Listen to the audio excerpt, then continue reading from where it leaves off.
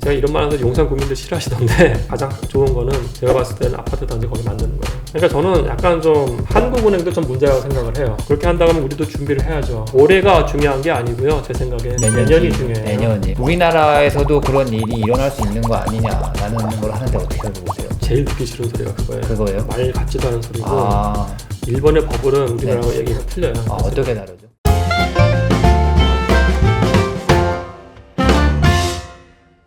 그렇다면은 지금 이제 주택 공급에 대해서 얘기를 하면은 이제 지금 정부가 지금까지는 주택 공급은 충분하다고 계속 얘기하다가 올해 처음으로 이제 대통령께서 주택 공급에 대해서 이제 죄송하다 이제 확실히 하겠다 했는데 주택 공급이 이제 3년 정도 최소 시차가 항상 존재하는 거잖아요. 근데 지금 1 내지 2년이 지금 이제 꽉 막힌 상태인데 그래도 먼발에 오줌 그래도 뭐라도 지금 해야 되는 상황일 수도 있는데 뭐 어떤 방법이 있다고 보세요? 사실은 어떻게 보면 그거죠. 수치 측면에서는 많다고 할 수 있습니다만은 우리가 2008년부터 2018년 거의 10년간 서울시의 주민들 소득이 50%가 넘게 향상이 됐어요. 네. 그러면 이 사람들이 원하는, 그러니까 평균적인 중위값 수준의 사람들이 원하는 주택의 유형이라는 게 아파트일 거예요. 그럼 이게 그동안 충분히 공급됐느냐를 봤을 때 그렇지 않을 수가 있다는 거죠. 오히려 네. 더 많이 공급됐어야 되는 것이고 이게 양의 문제가 아니고 질의 문제인데 그거를 놓친 거예요. 네. 공급에 대한 사인을 명확하게 해야 돼요. 어느 지역에 이렇게 우리가 공급할 거란 얘기를 해줘야 돼요. 네. 근데 그게 모르잖아요. 모르잖아요. 역세권 350m에서 할 거였는데 그거를 생식적으로 생각을 해서 거기 디벨로퍼가 가가지고 토지동의 다발에 한 3분의 2 받아야 되는데 그 다음에 또 구청에 내고 서울시에 내고 하면 이거 하세월이에요 사실은. 근데 사실 제가 봤을 때는 제가 이런 말 하면서 용산 구민들 싫어하시던데 서울시에 땅이 있어요. 네. 예를 들어가지고 용산 국제업무지구 개발 그건 일부만 오피스로 하고요. 나머지는 그 아파트를 개발해야 돼요. 그 아파트는 임대하고 분양 아파트 섞어야 되고 제가 말씀드리는 임대 아파트 LH, SH 아파트 아니에요. 뉴스테이 같은 거 말씀하시는 그렇죠. 뉴스테이 같은 거예요.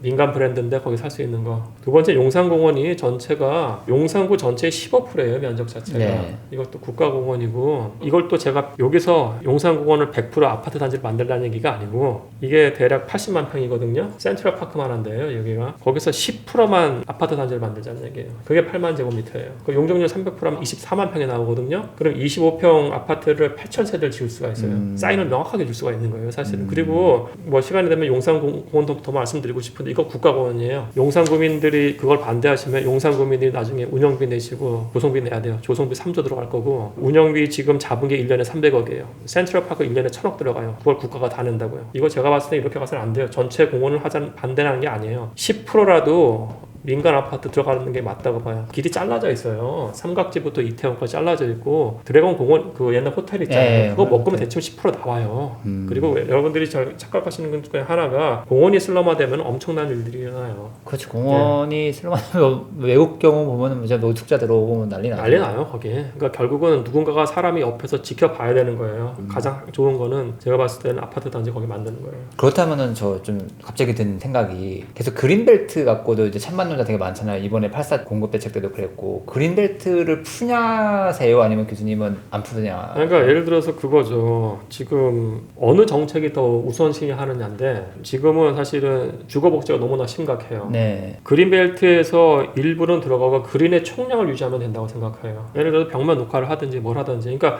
그린벨트를 푼다고 했을 때 정부가 이걸 다 아파트 단지 만들지는 않아요. 사실은 그 어떤 사람들도. 그러면 여기서 뭐 보통 아파트 만들 때도 그렇잖아요. 뭐 건폐율 50%잖아요. 사실은 그죠? 일반적으로. 네. 건폐율 50%가 한 30%만 하자고요. 뭐 20%를 하든지 그 아파트 올리고 벽면 녹화를 하든지 다른 걸로 가면 돼요. 사실은. 그리고 이 그린벨트 같은 녹색 스페이스가 운영비가 생각보다 많이 들어가요. 그 운영비를 임대 아파트의 수익으로 운영을 하게 하든지요. 그러면 주변 사람들한테도 좋아질 수 있는 거니까.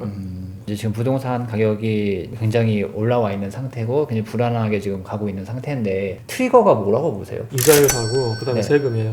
뭐 이 정도 버티기 힘들 정도로 힘들 수가 있어요. 물론 이 세금을 받으면 이제 세입자한테 전가가 일어나요. 그럼에도 불구하고 이게 부담으로 들어온다고 하면은 던질 수가 있는 거죠. 그래서 아마 내년 정도 2022년부터 조금씩 올린다고 하면은 얘기가 완전히 달라지죠. 2010년부터 2015년 상황을 보면은 2008년에 글로벌 위기 딱 터질 네. 때가 우리가 이자율이 한 5%였어요. 그렇죠. 5%였죠. 그때 이명박 정권이 정말 잘한 건 선제적으로 이자율을 300bp에서 낮춘 거예요. 그때 300bps 나니까 5% 이자율이 2%가 됐어요.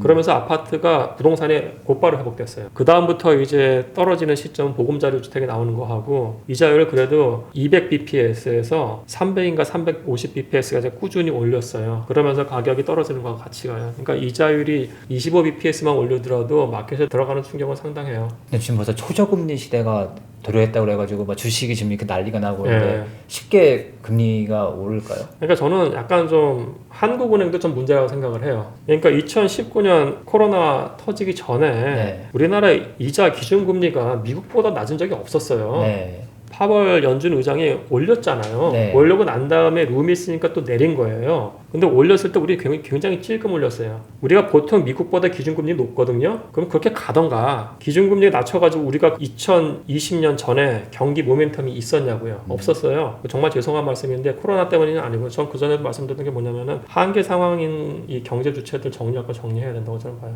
우리가 IMF 때 그런 걸 했었고 모멘텀이 있었으면 나라 일어났었기 때문에 지금 연준에서 나오는 얘기는 지금 아마 올해는 계속 돈을 풀 거고 네. 2022년부터 지금 올릴 것 같은 시그널을 주고 있거든요. 네. 그렇게 한다고 하면 우리도 준비를 해야죠.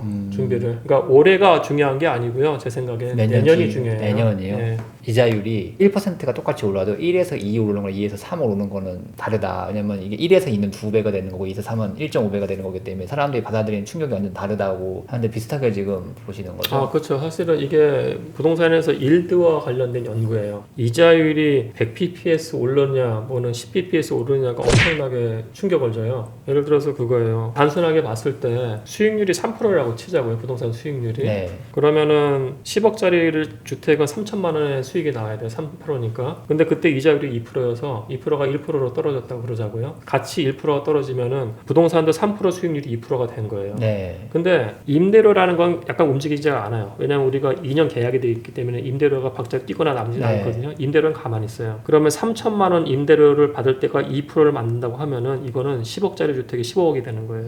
50%가 폭등을 해요. 네. 이자율 1% 내렸을 때 50% 폭등한다고요. 근데 그거는 이제 이자율하고 일드하고 이제 얼마큼 영향을 주고 받느냐인데 이건 100% 주고 받고요. 근데 그게 1% 올랐을 때 1이 올라가는 건 아니고 1% 오르면 상황에 따라 다릅니다만 0.5가 될 수도 0.7이 될 수도 있어요. 이건 굉장히 커요. 따라서 이 이자율이 몇 bps 오르냐 이거는 굉장히 큰 영향을 줍니다. 이거는 무시할 수 없어요. 아까 세 가지 얘기하셨는데 금리, 그다음에 세금 얘기하셨는데 세 번째는 뭔가요? 정책이죠. 정책이고 그 중에서 공급 사인을 얼만큼 명확하게 주느냐. 공급 사인이. 왜냐면 지금의 특성은 딱 패닉 바잉이에요. 네. 패닉이라는 게 불합리적이고 불안정하다는 얘기잖아요. 패닉을 제거를 해야죠. 그러니까 사람들한테 정부가 명확하게 리더십을 가지고 우리가 내 목숨 걸고 2022년에는 몇만 채 여기 공급할 것이고 땅까지 찍어서 여기는 이렇게 공급할 것이고 사회적 약자 당신들한테 우리가 파이낸스 프로 이렇게 주고 이렇게 할 수 있는 걸 맞겠다. 그럼 당연히 기다려요. 예를 들어서 그거예요. 사회적 약자한테 주택 수요를 줄인다고 해가지고 DTI, LTV 높이는 나라는 잘못된 나라예요. 제 생각에는. 그러니까 사람들이 연끌을 하는 거예요. 네. 신용대출 막을 거라고 하니까 다 연끌 하는 거잖아요. 네. 사실은. 그게 아니고 그렇죠. 사회적 약자는 당신들 돈이 없는 거 국가가 아니까 당신들은 5억짜리 주택 살 때 LTV 40%가 아니고 20%를 해줄게 80%를 해줄게 가는 거예요. 네. 당신들 5억짜리 주택에서 2억이 필요하게 아니고 우리 1억이 필요하게 할 거고 모기지 같은 것들에 대해서도 당신들 2%가 아니고 우리가 1%를 할게. 대신에 나중에 나갈 때 돈을 더 내든지 해. 파이낸스 갖고 우리가 구조를 짤 수가 있는 거예요. 구조를 짜는 걸 좀 했으면 좋겠어요.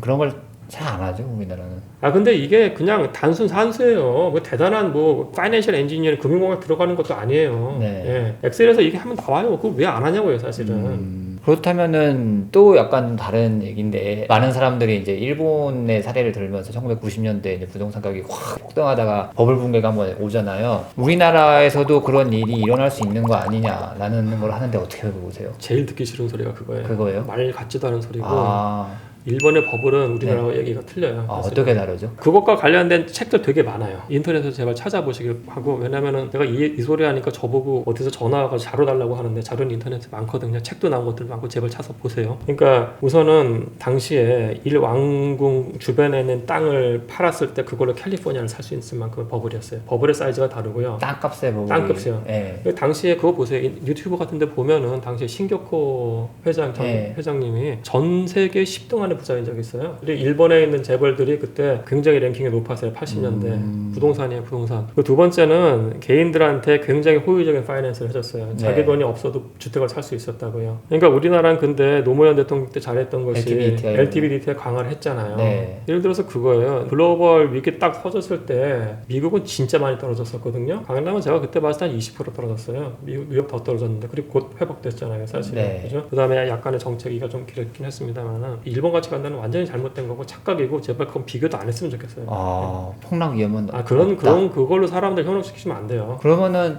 교수님 말씀을 듣다 보니까 지금의 상황은 약간 버블이 있지만 일본처럼 정말 완전 붕괴까지는 아닐 것 같다. 택도 없는 얘기예요. 그렇다면은 무주택자는 지금 어떻게 해야 되나요? 집을 안 사는 게 아까 맞다고 얘기를 하셨는데 그럼 몇 년 뒤를 노려서 사는 게 맞나요? 우선은 무주택자한테 그러니까 정부가 명확하게 시그널을 줘야 되는 거죠. 우리가 공급 스케줄 이렇게 줄 거라는 걸 정부가 인식시켜야지 제가 인식시켜 주는 건 아니잖아요. 네. 근데 무주택자도 자기가 자기 소득이 정말 안전적으로 10년간 딱 나오고 그 안에서 크게 부담이 없다고 하면 그건 개인의 판단이에요. 왜냐하면 우리는 서울의 경우에 전 지방 말씀하는 거 아니고 서울의 경우 10년 안에 한 번 사이클은 와요. 근데 제 생각에 부동산은 사이클이 있는 거기 때문에 언젠간 떨어지죠. 네. 떨어질 때 가슴 아파하면서 막 몇 년간을 힘들게 할 그래도 자신 있으면 들어가는 거예요. 네. 일주택자는 그럼 어떻게 해야 되나요? 그러니까 일주택자가 근데 만약 투자로 한다고 했을 때는 투자는 사실 2주택이거든요. 네. 제 집이 하나 있어야지 그 다음에 투자가 되는 네. 거예요. 그죠? 이걸로 본인이 투자하겠다는 본인의 판단인데 제 생각에 이게 저는 세금이 강력할 거 그러니까 지금의 정부 안대로 하면 세금이 강력할 거라는 거를 생각을 해서 수익률을 따져보라는 얘기예요. 수익률이 안 나오는데 가장 할 것인가. 네. 그러니까 이게 세금 이자율이 계속 오를 가능성이 높거든요. 네. 그 관점에서 본인이 판단을 하는 거죠. 그렇다면은 교수님은 굉장히 신중하게 지금 저는 움직이셔야 된다고. 저는 그렇게 봐요. 사실은. 지금 굉장히 위험한 상황이고. 사실은 이게 사이클이 있는 시장이기 때문에 네. 저 개인적으로 사실 사이클상 아까 말씀하셨지만 저도 한 1, 2년 전부터는 조정 받아야 되는 상황이라고 생각을 했는데 지금 계속 정부가 지금 망쳐서 올리는 상황이잖아요. 근데 정부가 잘해야겠네요. 지금부터 어떻게 보면. 잘해야죠. 잘하고 이제 시장에 직접적으로 개입하는 건 전 계속 반대고요. 다만 이제 사회적 약자하고 중산층을 보듬는 정책은 해야 되는 거죠. 그리고 제가 말씀드린 이런 정책들은 사실은 아파트 가격을 올릴 수 있는 정책이에요. 좀 더 호의적인 파이낸스를 주는 거기 때문에 그것도 알면서 해야 되는 거죠. 그걸 안다고 하면은 네. 공급이 역시 명확하게 나와야 되는 거예요.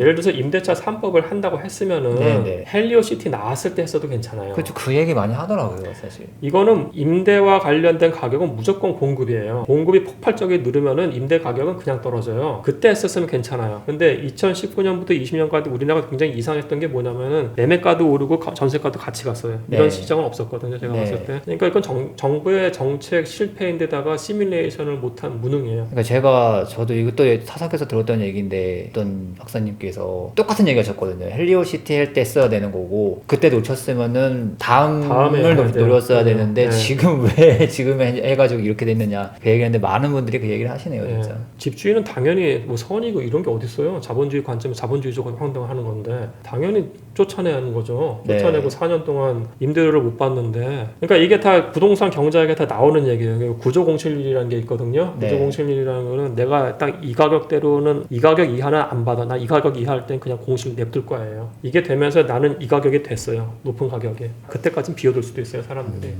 교수님의 말씀 듣다 보니까 무주택자분들 지금 한참 갈대처럼 흔들리는 분들 정말 많은데 어떤 판단을 내리실지 저는 순전히 여러분의 판단에 맡기겠습니다. 하지만 저도 교수님의 의견에 어느 정도는 동의를 하는 편이고 그런 분들에게 오늘 교수님과의 대화가 많은 도움을 줬으면 좋겠네요. 선생님 시간 내주셔서 감사합니다. 네, 감사합니다. 감사합니다. 네.